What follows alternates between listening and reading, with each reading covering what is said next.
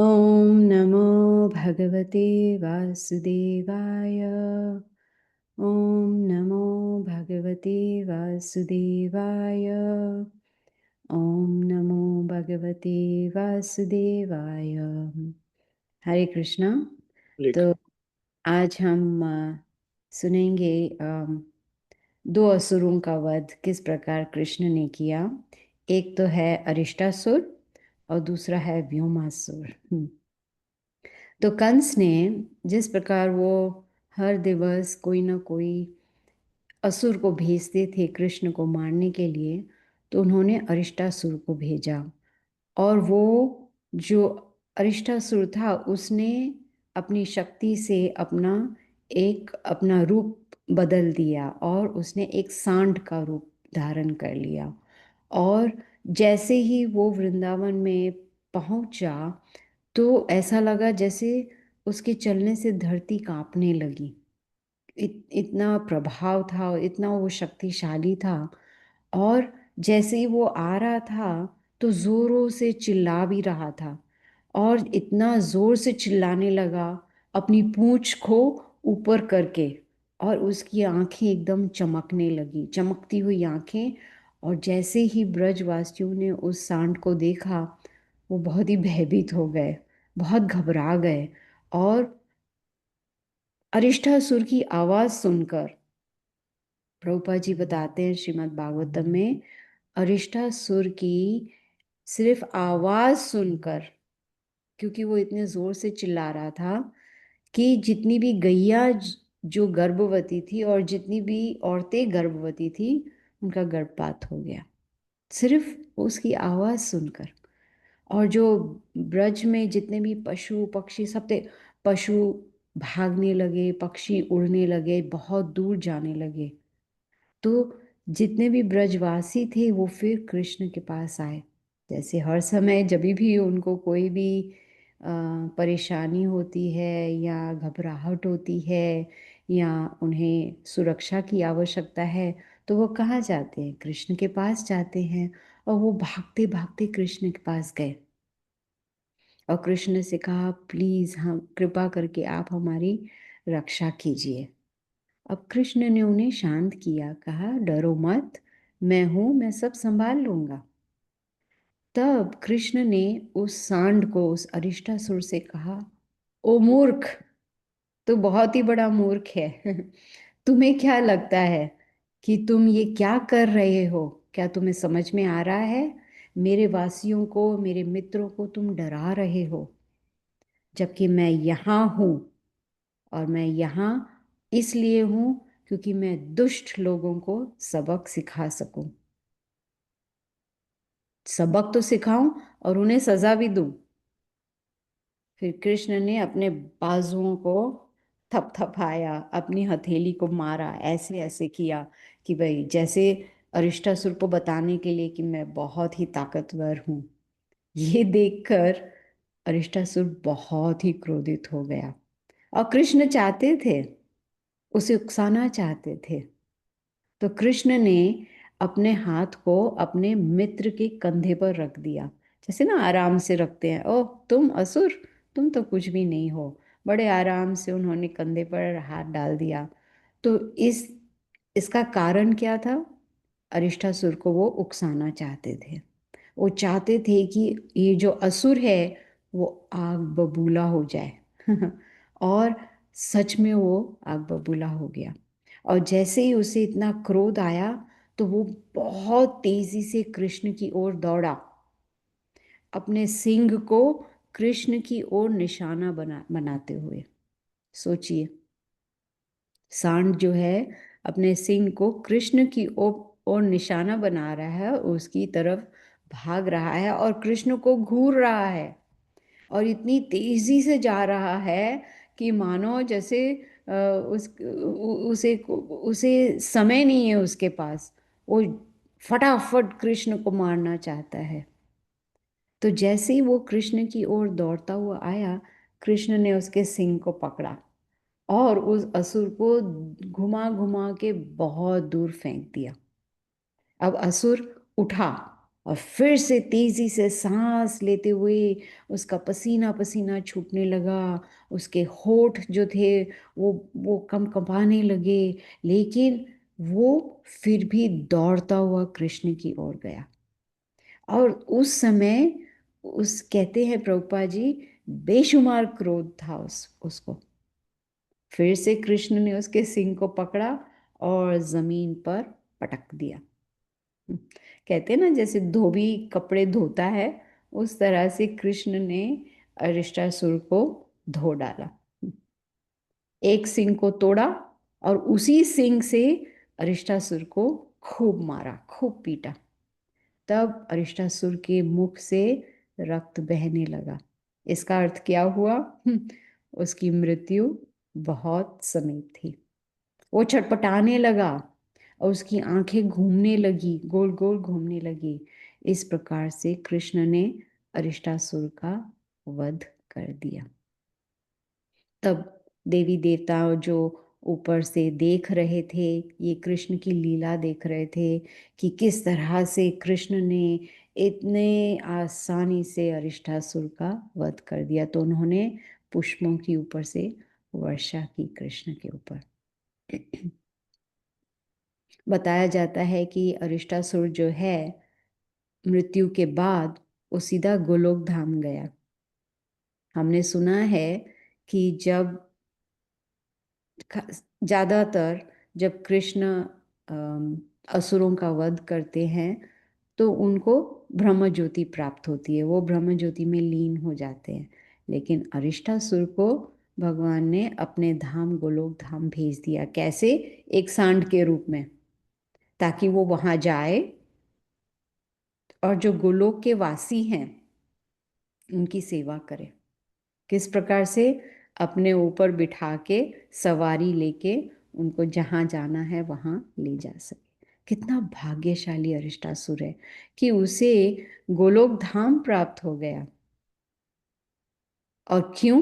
क्योंकि कृष्ण ने उसे स्पर्श किया, अपने कमल हाथों से उसे स्पर्श किया, और अरिष्टासुर के जितने भी पाप थे वो सब धुल गए।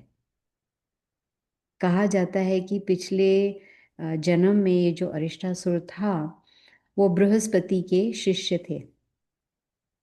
और जब उनके गुरु बृहस्पति वहाँ पधारे तो अरिष्टासुर ने क्या किया, अपने जो पैर है वो फैला दिए अपने गुरु के चेहरे की तरफ।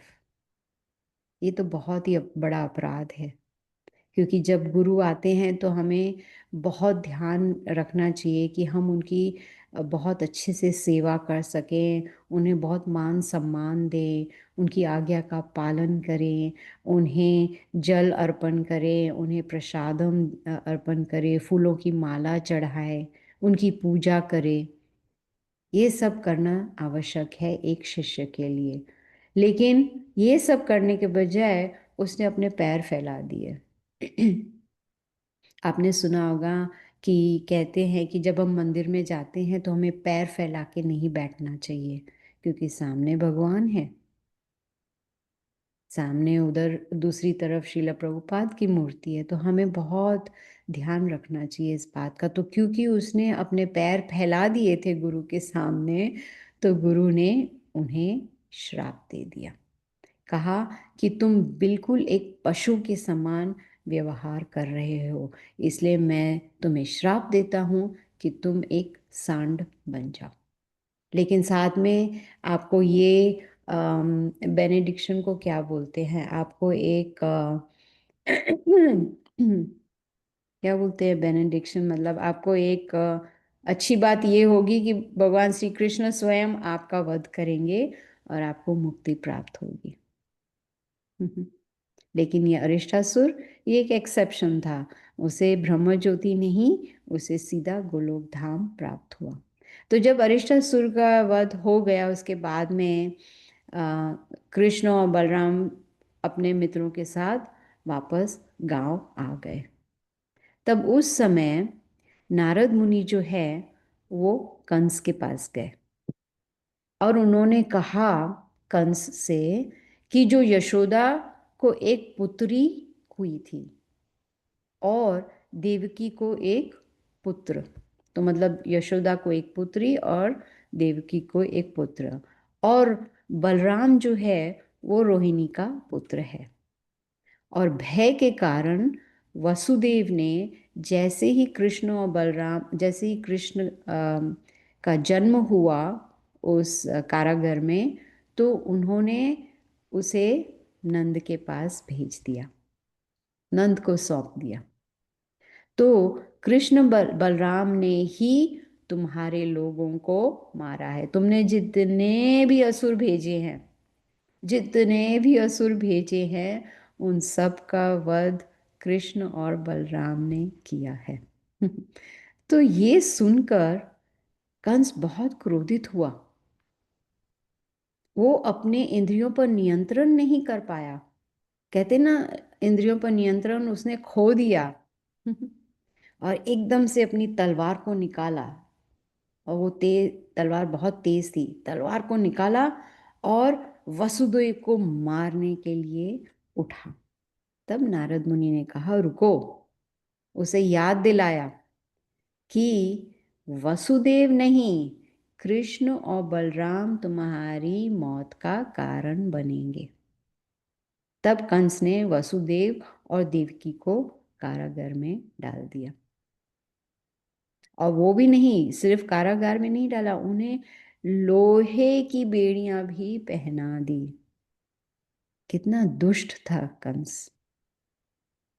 तब नारद मुनि जैसे ही ये सब बातें बताकर वो तो वहां से चले गए।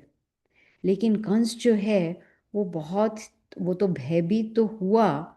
लेकिन जैसे ही नारद मुनि गए, कंस ने आदेश दिया, जाओ कृष्ण और बलराम को मार डालो। कंस ने फिर अपने मंत्रियों को बुलाया। उस जमाने में 5,000 साल पहले भी जो राजा महाराजा होते थे उनके पास भी मंत्री होते थे। जैसे यहाँ आजकल देखते हैं हम पॉलिटिकल लाइफ में मंत्री होते हैं। तो अपने मंत्रियों को बुलाया, साथ में मुष्टिका, चनुरा, शला, तोशला और अपने हाथियों के जो महावत को बुलाया। तो मुष्टिका और चानुरा से कहा कि जो वसुदेव के पुत्र है कृष्ण और बलराम, वो नंद गांव में है। और कहा गया है कि ये जो दो बालक है वो मेरी मौत का कारण बनेंगे। जब मैं उन्हें यहाँ मथुरा में बुलाऊंगा, तुम दोनों, कौन? मुष्टिका और चानुरा, तुम दोनों जो हो उन्हें कुश्ती के बहाने दोनों को मार देना। मैं एक कुश्ती का आयोजन करूंगा, सारे गांव वालों को बुलाना, जो नंद गांव में लोग हैं उनको भी आमंत्रित करना।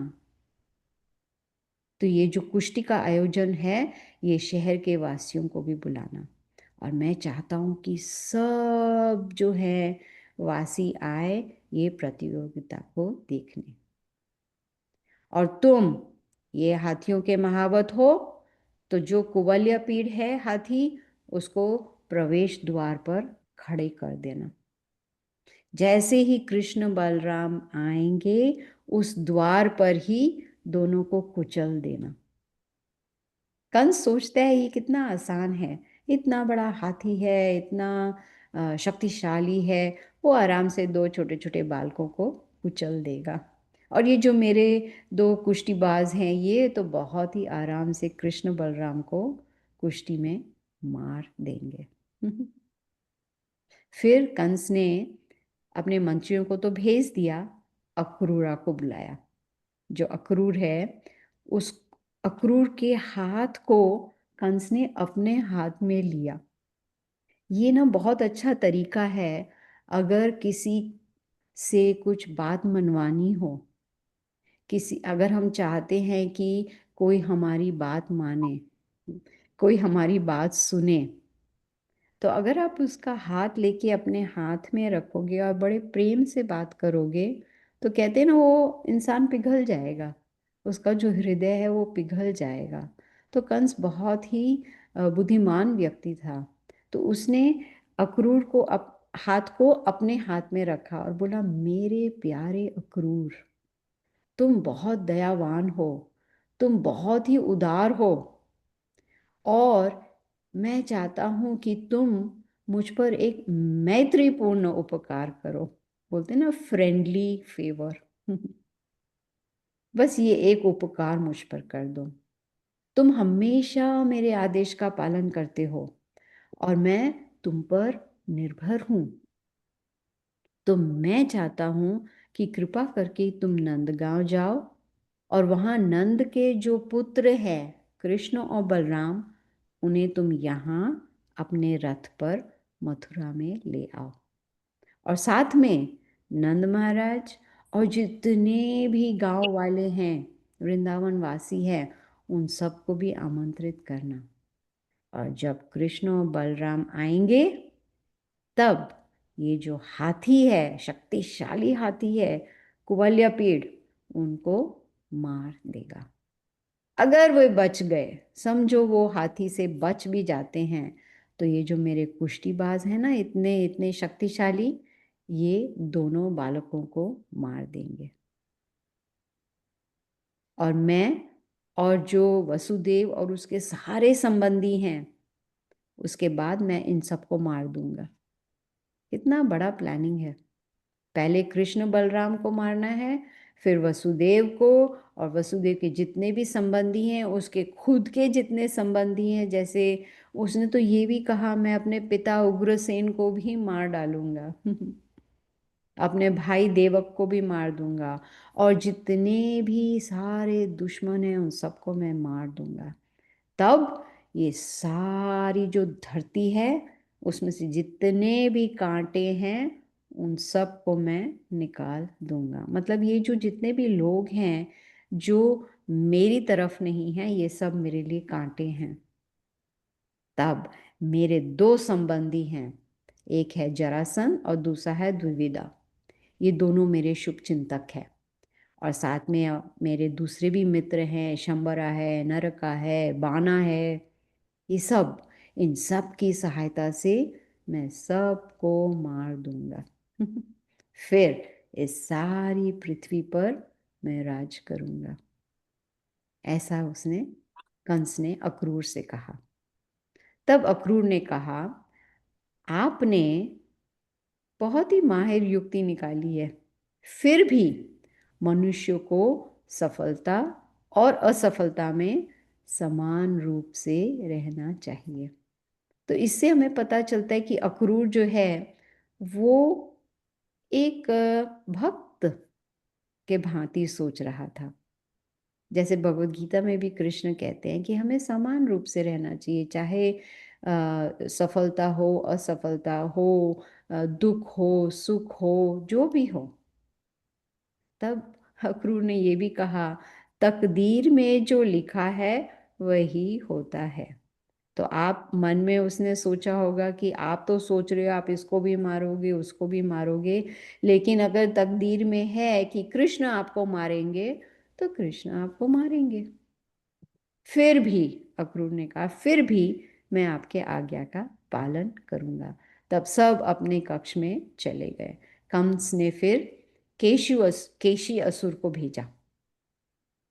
वो एक क्या कहते हैं, एक घोड़े घोड़े के वेश में था।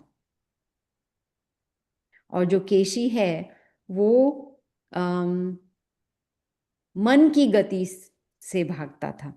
जैसे मन इतनी तेज भागता है, उसी प्रकार वो बहुत तेजी से भाग सकता था। ऐसा लगता था जैसे वो धरती को चीर रहा है, इतनी तेज वो भागता था।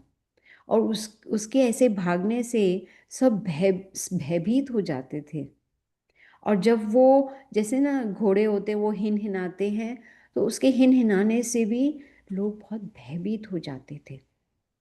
और जैसे ही केशी ने कृष्ण को सामने देखा, तो उनकी ओर दौड़ने लगा। अत्याधिक क्रोध, ऐसे लग रहा था जैसे वो पूरे आसमान को निगल लेगा। और तीव्र गति से दौड़ा और अपने सामने के पैरों से उसने कृष्ण को मारने की कोशिश की। लेकिन कृष्ण उसे चकमा दे दिया और केशी के पैरों को पकड़ा और उसे गोल गोल गोल गोल घुमाकर फेंक दिया। कहते हैं जिस प्रकार से गरुड़ ने एक सांप को फेंक दिया था। लेकिन जब केशी को होश आया तो वो बहुत ही क्रोधित हो गया। उसने अपना मुंह खोलकर फिर से कृष्ण पर आक्रमण करने के लिए वो दौड़ा। तो कृष्ण मुस्कुराए और अपना जो बायां हाथ है उसको उसके केशी के मुंह में डाल दिया। ऐसा था जैसे ना कहते हैं कि सांप एक छेद में घुस जाता है, उसी प्रकार कृष्ण का हाथ भी केशी के मुंह के अंदर घुस गया। तो जैसे ही घुसा एकदम से केशी के दांत गिर गए। और जब उसके दांत गिर गए तो फिर क्योंकि कृष्ण का हाथ अंदर था तो केशी का पूरा मुंह ऐसा लग रहा था मानो जल रहा है। ऐसे लग रहा था जैसे अंदर गरम गरम लोहा हो, इतनी जलन हो रही थी। और कृष्ण ने अपने हाथ को बड़ा किया और बड़ा किया और बड़ा किया, बड़ा होता ही गया, इतना बड़ा होता गया कि केशी सांस नहीं ले पा रहा था। उसका पूरा शरीर कांपने लगा, पसीना छूटने लगा और वो धरती पर गिरकर मर गया। तब कृष्ण ने अपने हाथ को बाहर निकाला। ये देखकर भी देवी देवता इतने प्रसन्न हो गए और ऊपर से पुष्पों की वर्षा करने लगे कृष्ण और बलराम के ऊपर। तब बताया जाता है 10वें स्कंद में श्रीमद् भागवतम के कि नारद मुनि जो है वो कृष्ण के पास गए और कहा, आप भगवान हो, सारी शक्तियों के मालिक हो, सबका सहारा हो, परमात्मा हो, सबके हृदय में आप विराजमान हो, आप सब कुछ देख रहे हो, सब कुछ जानते हो। हम्म? और हम सब के लिए आप एकमात्र सहारा हो और आप ही हो जो हमारी इच्छाओं को पूर्ण करते हो। लेकिन आप इस धरती पर आए हो दुष्टों का नाश करने और साथ में भक्तों की रक्षा भी करने। आपने इस दुष्ट केशी को मार तो दिया, इसका वध कर दिया। अब मैं जानता हूं 2 दिनों के पश्चात मैं देखूंगा कि आप चाणूर और मुष्टिका और अन्य कुश्तीबाजों का अंत कर दोगे।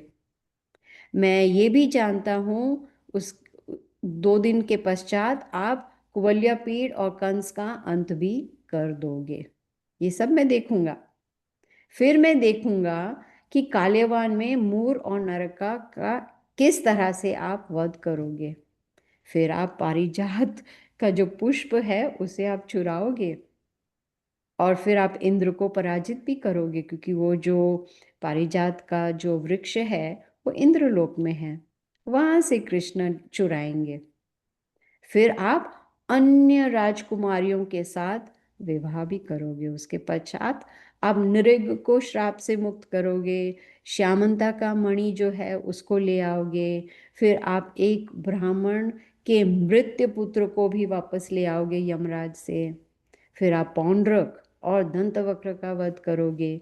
तो ये जो नारद मुनि है ये कृष्ण को बता रहे हैं कि मैं देख सकता हूं कि 2 दिनों के पश्चात फिर आप ये सब करना आरंभ करोगे।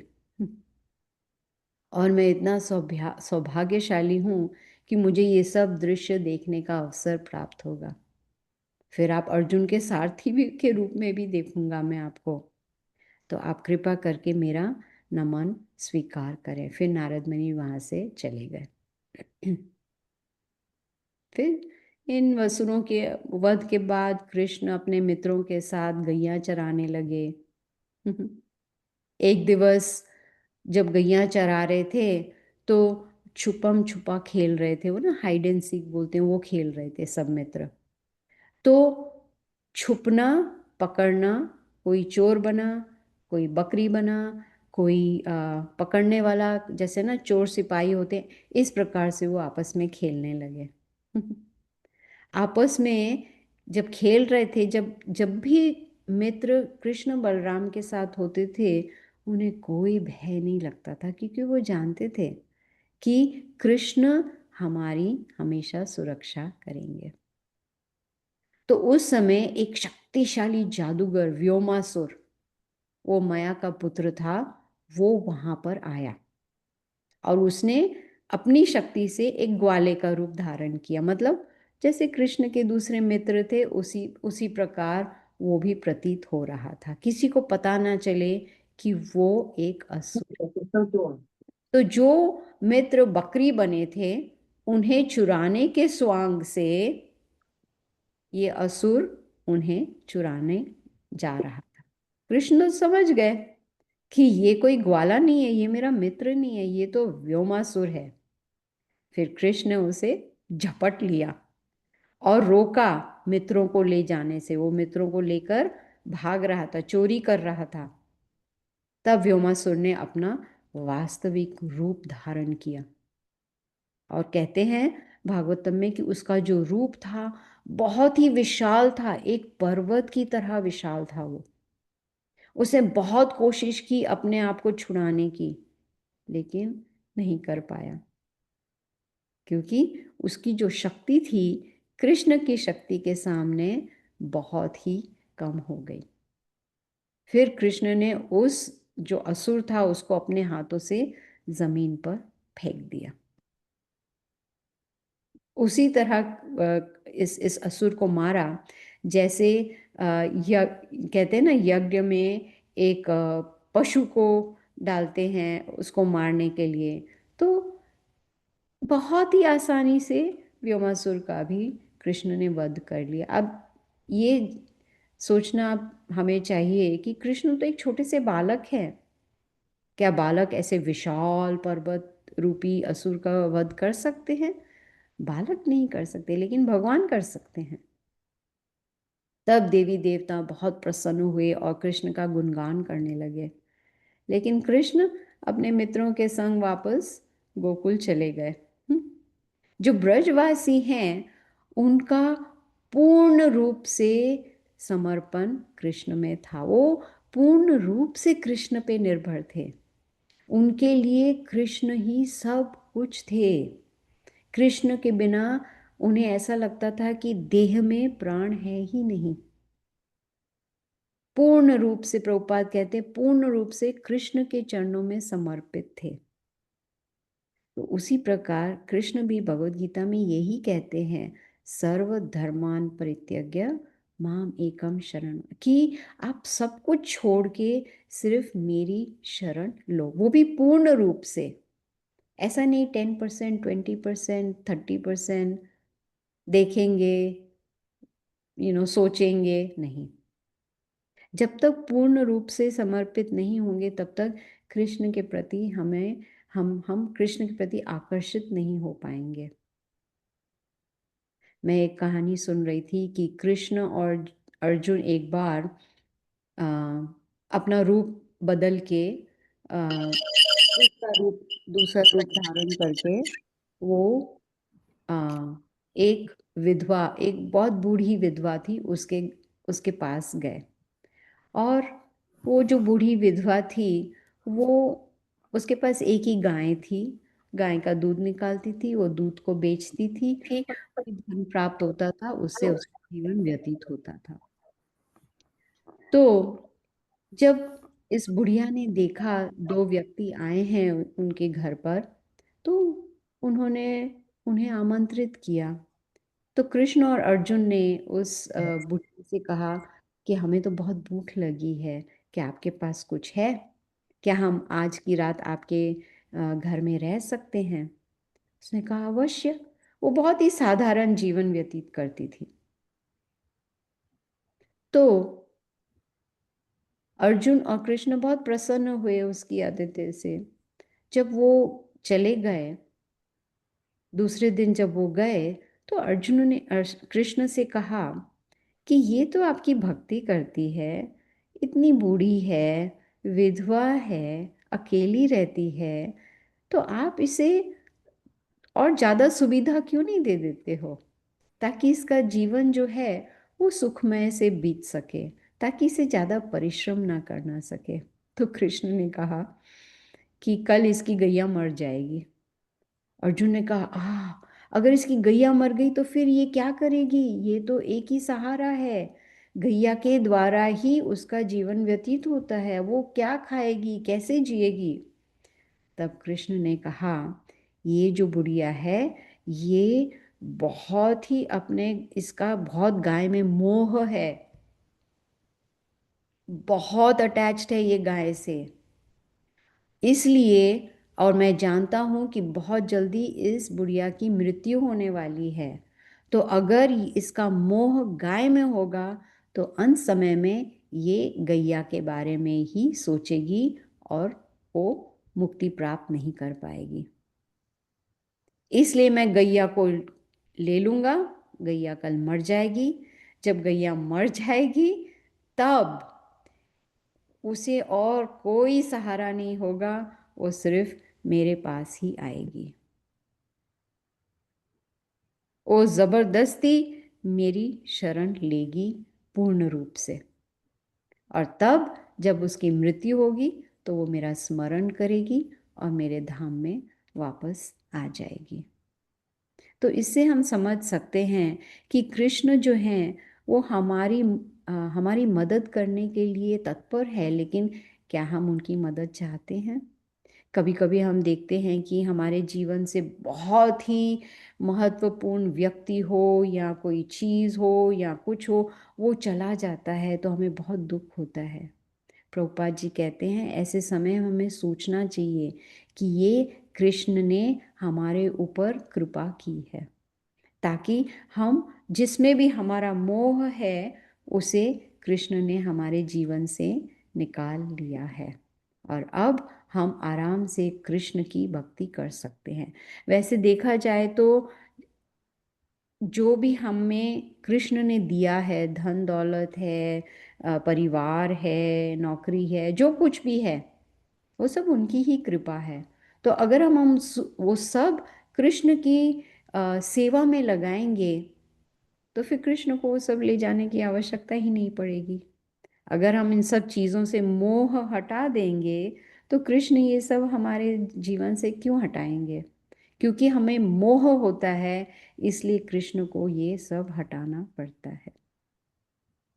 तो आज हमने 3 असुरों का वध सुना है। एक तो हुआ व्योमासुर, केशी असुर और अरिष्टासुर।